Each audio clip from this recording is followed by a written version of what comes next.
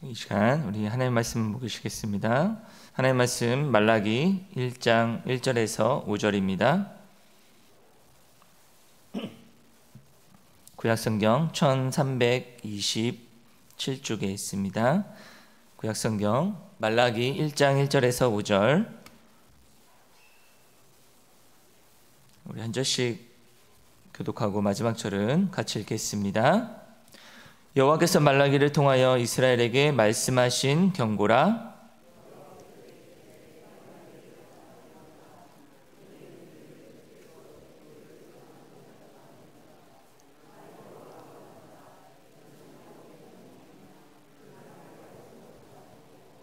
에서는 미워하였으며 그의 산들을 황폐하게 하였고 그의 산업을 광야의 이리들에게 넘겼느니라.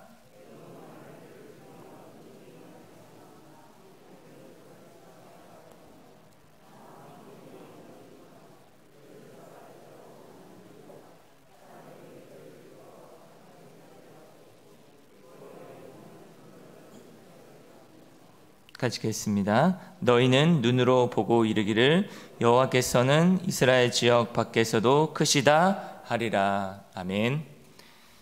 이 시간 강교사님 나오셔서 너희를 사랑하였노라 라는 제목으로 말씀 전해주시겠습니다.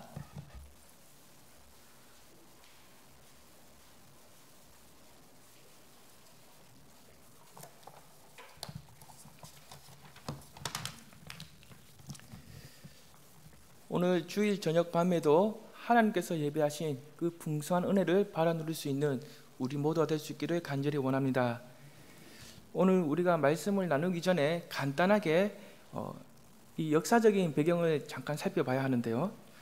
바사, 페르시아죠. 바사가 남유다를 지배하고 있을 때 하나님께서는 그 바사의 왕인 고레스의 마음을 감동시킵니다. 그래서 고레스는 바벨론의 포로로 끌려왔던 그 하나님의 백성들을 고향으로 귀환시키게 됩니다. 이 사건은 에레미야 선지자가 예언했던 대로 약 70년 만에 일어난 일이었습니다. 하나님의 백성들이 고향으로 귀환할 때 3차에 걸쳐서 귀환하게 되는데요. 1차 포로 귀환은 수룹바벨의 인도하에 무너져서 폐허가 된 성전을 다시 세우게 됩니다. 이때 학개와 스가랴가 함께 활동했던 시기입니다. 그리고 이로부터 약 80년 후에 2차 포로 귀환을 하게 되는데요. 이때는 에스라에 의해서 회개와 말씀의 운동이 일어났던 시기입니다. 이로부터 또 약 14년 후에 3차 포로 귀환이 일어나게 되는데요. 이때는 느헤미야를 중심으로 해서 무너졌던 그 성벽이 다시 재건하게 됩니다. 느헤미야를 중심으로 해서 성벽을 재건한 지 약 10년 후에 하나님께서는 바로 오늘 본문에 등장하는 말라기 선지자를 보내셨습니다. 사랑하는 여러분, 하나님께서는 말라기 선지자를 통해서 어떤 말씀을 주고 계십니까? 1장 1절입니다. 여호와께서 말라기를 통하여 이스라엘에게 말씀하신 경고라. 경고의 말씀을 주고 계십니다. 여기서 경고라고 할 때 이 경고는 아주 엄중한 경고를 말하고 있습니다. 그런데 이 엄중한 경고에는 그저 단순히 엄중하게만 경고하는 것이 아니라 하나님의 사랑이 담긴 엄중한 경고입니다. 마치 어린아이가 자기 멋대로 위험한 장난을 치고 있을 때 그 아이를 사랑하는 그 엄마의 마음이 이렇게 걱정스러워서 혼을 내는 것처럼 하나님께서도 자기 멋대로 죄를 짓고 살아가는 그 백성들을 향해서 아주 엄중하게 사랑의 경고를 하고 계신다라는 것입니다. 사랑하는 여러분, 하나님의 백성들이 약 70년 동안 포로 생활을 하다가 고향으로 다시 돌아왔습니다. 얼마나 감격스럽고 얼마나 기쁘고 감격스럽겠습니까? 동시에 그들 마음속에는 큰 기대를 갖고 있었습니다. 그것은 바로 과거의 선지자들이 예언했던 하나님의 말씀대로 그 구원자가 오는 것입니다. 그래서 다윗 시대에 누렸던 그 영광보다, 솔로몬 시대에 누렸던 그 영광보다 더 크고 화려한 영광으로 이스라엘이 다시 회복하는 것, 이러한 기대를 갖고 고향으로 다시 돌아온 것입니다. 이러한 큰 기대를 갖고 있었기 때문에 가장 먼저 무너진 성전을 다시 짓고, 또 말씀과 회개 운동을 일으키고 무너진 성벽도 다시 재건한 것입니다. 사랑하는 여러분, 이제 이 백성들은 모든 것을 갖출 만큼 다 갖추었습니다. 백성들의 입장에서는 모든 것이 다 준비된 것입니다. 이제 선지자들이 예언했던 그 하나님의 말씀대로 그 메시아, 구원자가 와서 다시 회복하며 승리하는 그 일만 남아있는 것입니다. 그런데 문제가 있습니다. 그 문제가 무엇입니까? 하나님의 백성들이 1차 귀환을 포로로 귀환한 그 1차 귀환 시점에서 약 100년 이상이 지났습니다. 그 100년 이상이 지났지만 하나님의 말씀이 전혀 아무것도 실현된 것이 없는 것입니다. 여전히 이방 나라로부터 지배를 받고 있고, 여전히 힘들고 어렵고 가난을 겪고 있고, 여전히 한 줄기의 빛과 같은 그 희망이 전혀 보이지 않는 것입니다. 백성들의 입장에서 볼 때 선지자들을 통한 그 하나님의 말씀이 현실성이 없는 것입니다. 그러자 백성들의 마음은 어떤 마음이 들겠습니까? 우리가 힘들게 성전을 지어서 하나님께 예배 드린다고 무슨 소용이 있는가? 100년이 지나도 우리의 환경과 현실은 그 아무것도 변한 것이 없고 바뀐 것이 없는데, 그래서 여전히 힘들고 어렵고 고통스러운데 하나님의 말씀이 우리에게 무슨 소용이 있는가? 이러한 신앙적 회의가 그들 마음 깊은 곳에 뿌리를 내려가고 있는 것입니다. 그래서 그렇게 뜨거웠던 그 백성들의 마음과 신앙이 냉소적으로 바뀌게 되고, 뿐만 아니라 하나님을 향해서 끊임없이 불신하게 되는 것입니다. 그 증거가 무엇입니까? 제사장들과 백성들이 하나님을 경외하는 그 마음이 없습니다. 하나님을 향해서 두려워하지도 않고 오히려 더러운 떡과 눈먼 것, 저는 것, 병든 것을 바치고 있었습니다.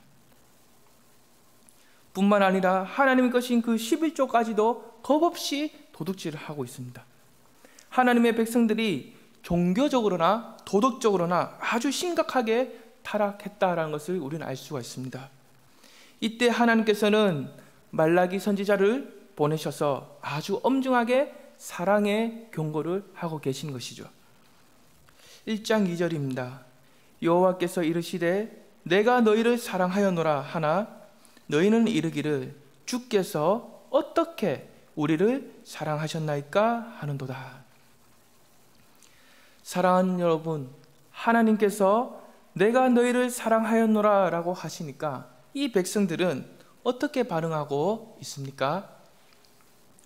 주께서 어떻게 우리를 사랑하셨나이까 라고 반문하고 있습니다. 백성들이 반문하고 있는 그 이유가 무엇입니까? 하나님, 우리는 하나님을 위해서 이것도 있고 저것도 있고 어느 정도 갖출 만큼 준비를 다 했습니다. 그런데 우리의 현실은 왜 이렇게 여전히 힘들고 어렵습니까? 왜 아무것도 바뀐 것이 없고 여전히 고통스럽습니까? 과거의 선지자들이 예언했던 대로 하나님의 그 말씀이 왜 속히 이루어 주시지 않습니까? 우리를 정말로 사랑하신다면 왜 우리가 원하는 대로, 우리가 원하는 방식대로 이루어 주시지 않습니까? 이렇게 자신들의 그 어려운 환경과 현실에서 하나님 사랑을 전혀 발견할 수 없다는 불신과 반감의 표현이 이렇게 반문하는 것입니다. 또한 자신들을 향한 하나님의 사랑을 조건적으로 보고 있는 것입니다.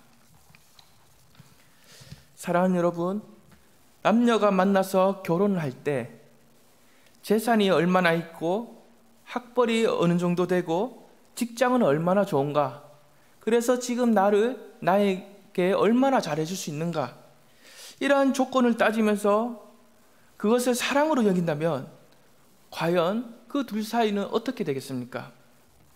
어느 한쪽이 모든 조건을 다 잃게 되면 서로가 끝까지 사랑하며 함께 할 수가 있겠습니까? 저는 불가능하다고 생각합니다. 드라마 같은 것을 보면 부부싸움 할 때 이런 대사들이 나와요. 당신이 나한테 뭐 해줬는데? 당신이 나한테 얼마를 해줬는데? 당신이 나한테 목걸이 하나를 사줘봤나? 귀걸이 하나를 사줘봤나? 지금 이 집이 누구 집인지는 아나? 이러한 대사들이 나오더라고요. 이것이 바로 조건적인 사랑입니다. 조건적인 사랑은 어떤 상대방에게 어떤 조건을 만족시키지 않으면 그 관계에는 의심이라는 금이 생기면서 결국에는 깨어지게 됩니다. 사랑하는 여러분, 우리가 신앙을 가졌다고 해서 항상 평탄할 수는 없습니다. 때로는 가족 문제로, 때로는 가정 문제로, 건강 문제로 다양한 문제들이 우리한테 힘들고 어렵게 하는 경우가 분명히 있습니다. 이러한 상황에서 우리가 원하는 조건과 방식대로 하나님이 도와주시지 않는다면, 그리고 그 시간이 점점 길어지게 되면 우리는 어떻게 됩니까? 하나님, 정말로 나를 사랑하신다면 어떻게 이럴 수가 있습니까? 하나님은 나 같은 사람을 사랑하시지 않습니까? 이렇게 큰 실망과 낙심에 빠져서 하나님의 사랑을 불신하게 되는 것입니다. 우리의 삶에 왜 이러한 현상이 나타나겠습니까? 본문에 등장하는 이 백성들처럼 우리를 향한 그 하나님의 사랑을 조건적인 사랑으로 생각하기 때문입니다. 사랑하는 여러분, 한번 입장을 바꾸어서 생각을 해보십시오. 하나님께서 우리를 사랑하실 때 만약에 조건적으로 사랑하신다면 어떻게 되겠습니까? 제한이 많고 타락된 본성을 가진 우리는 하나님의 사랑을 받을 만한 그 어떠한 자격과 조건이 없습니다. 그래서 하나님의 마음을 조금도 만족시킬 수가 없습니다. 오히려 아주 비참하고 처참하게 버림받을 수밖에 없는 대상이 바로 우리입니다. 그러나 하나님의 말씀인 이 성경을 찬찬히 읽어보면 하나님의 사랑은 어떻게 나타나고 있습니까? 백성들이 하나님의 마음을 조금도 만족시킬 수는 없지만 하나님의 사랑을 받을 만한 그 어떠한 자격과 조건이 전혀 없지만, 그리고 너무나 무익하고 볼품도 없지만 그럼에도 불구하고 하나님께서는 그들을 사랑하신다라고 성경에서는 기록하고 있습니다. 그 이유가 무엇입니까? 2절 하반절, 3절 상반절입니다. 나 여호와가 말하노라. 에서는 야곱의 형이 아니냐? 그러나 내가 야곱을 사랑하였고 에서는 미워하였으며. 사랑하는 여러분, 하나님께서는 에서는 야곱의 형이 아니냐? 그러나 나는 야곱을 사랑하고 에서는 미워하였다라고 말씀하십니다. 이 말씀에는 어떠한 의미가 갖고 있습니까? 이 당시의 문화로 보면 에서는 이삭의 장자입니다. 이삭의 장자로서 더 많은 축복과 사랑을 받을 수 있는 그 권리 또는 조건을 갖추고 있는 것입니다. 하지만 하나님께서는 그 권리와 조건대로 따르시지 않고, 왜냐하면 하나님의 사랑은 조건적인 사랑이 아니라 하나님의 주권을 행하시는 선택적인 사랑이기 때문입니다. 너희가 나에게 등을 돌리고 끊임없이 의심하고 배반하고 멸시하지만 나는 창세전부터 이미 그것을 다 알고도 너희를 선택했다. 그리고 나는 변함없이 후회 없이 끝까지 무조건 너희를 사랑할 것이다. 이것이 바로 백성들을 향한 하나님의 선택적인 사랑이요 마음인 것입니다. 사랑하는 여러분, 하나님께서는 왜 이렇게까지 하시는 것입니까? 하나님의 백성들이 그 선택적인 사랑에 반응을 하고, 그래서 그들도 역시 하나님을 온전하게 사랑하는 것, 즉 인격과 인격을 만나서 사랑의 관계를 맺어가는 것, 하나님께서는 이것을 원하시는 것입니다. 하지만 백성들의 모습을 보십시오. 어떻습니까? 자신들이 처해 있는 그 어려운 환경과 현실만 바라보고 있습니다. 이것은 하나님이 그들의 주인이 되셔서 친히 다스리고 살피신다는 것과 그분의 주권석에서 여전히 그들을 사랑하고 계신다는 것을 전혀 믿고 있지 않는 것입니다. 백성들의 입장에서 볼 때 하나님께서 눈꽃만큼이라도 좀 도와주신다면, 어떠한 징조라도 보여주신다면 얼마든지 믿고 따를 준비가 다 되어 있는데, 얼마든지 하나님을 사랑할 그 준비가 되어 있는데 하나님께서는 그 눈꽃만큼을 전혀 도와주시지 않는 것입니다. 그 이유가 무엇입니까? 그것은 바로 하나님께서 자기 백성에게 허락하신 훈련이기 때문입니다. 이 훈련이 끝나면 이 백성들에게는 무엇이 기다리고 있습니까? 5절입니다. 너희는 눈으로 보고 이르기를 여호와께서는 이스라엘 지역 밖에서도 크시도다 하리라. 조금만 더 참고 인내하면, 몇 걸음만 더 걸어가면 하나님께서 자기 백성들을 어떻게 사랑하시고 어떻게 회복시키시는지, 그래서 그 하나님이 얼마나 크고 위대하신지 이것을 경험하는 그 이후의 과정이 있다는 것입니다. 하지만 하나님의 백성들은 어떻게 하고 있습니까? 하나님께서 자신들이 원하는 조건과 방식대로 이루어주지 않는다고 해서 크고 위대하신 그 하나님을 자신의 좁은 생각과 틀 속에 가두어 버립니다. 하나님보다 먼저 앞서서 쉽게 판단하고 포기해 버립니다.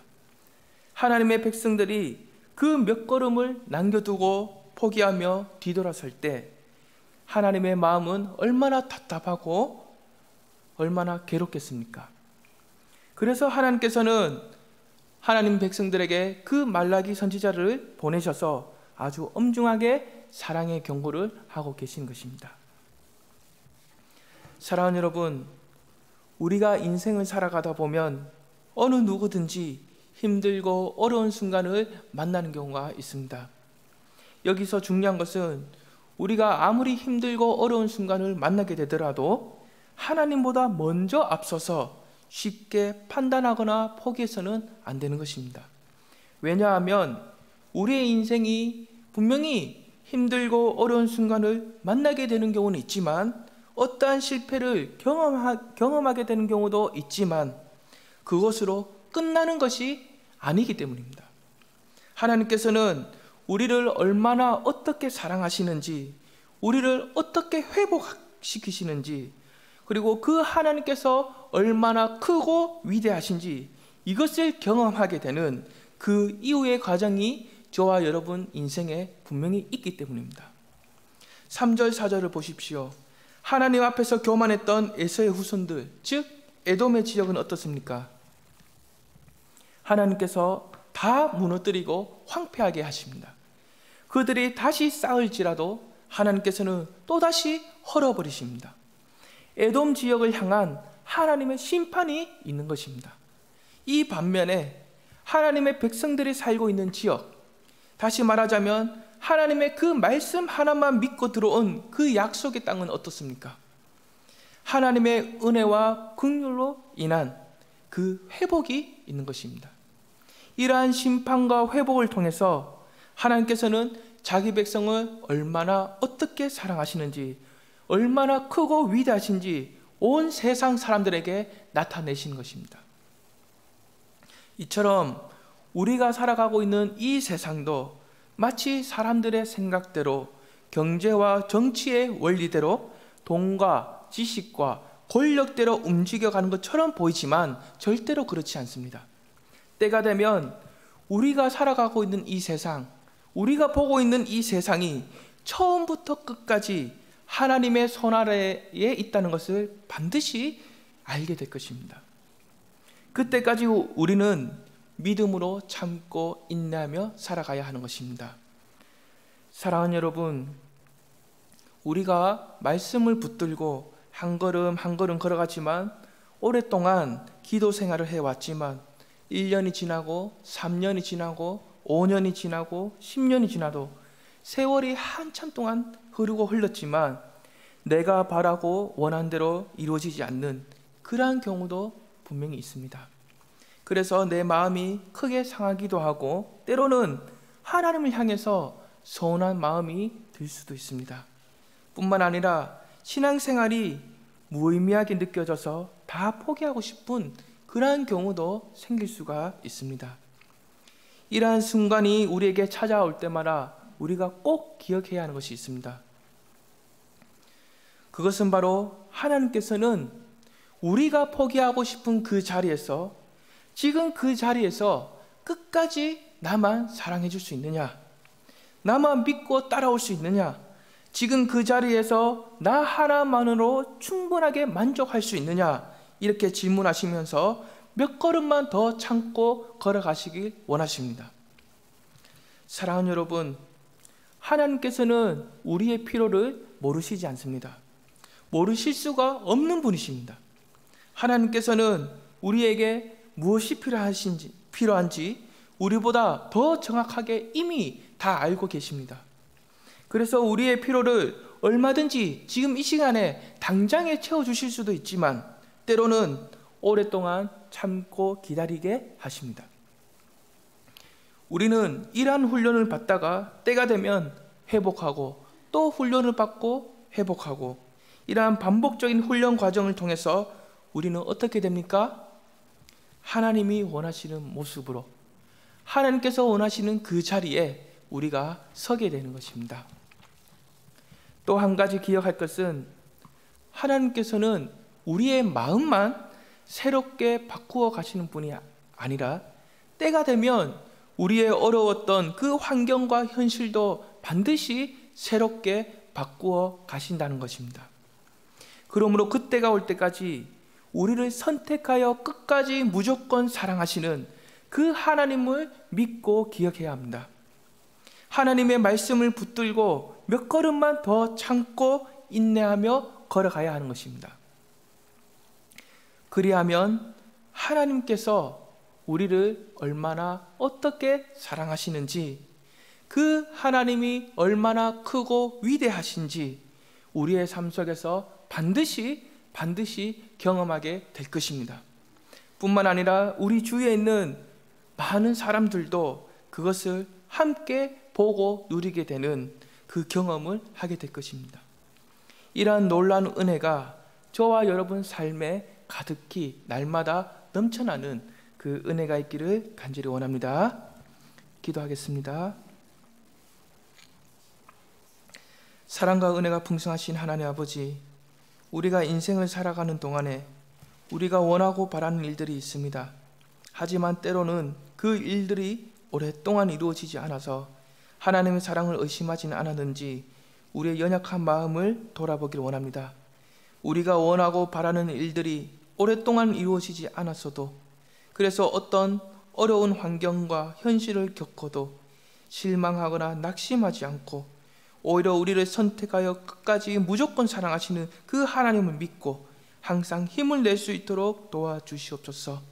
뿐만 아니라 때가 되면 우리의 마음만 바꾸시는 것이 아니라 우리의 환경과 현실도 다시 회복시키시고 바꿔주시고, 그래서 하나님께서 우리를 얼마나 어떻게 사랑하시는지, 또한 우리를 사랑하시는 그 하나님이 얼마나 크고 위대하신지 우리의 인생을 통해서, 우리 교회를 통해서 세상 많은 사람들이 함께 경험하는 그 은혜도 주시옵소서. 예수님 이름으로 기도합니다.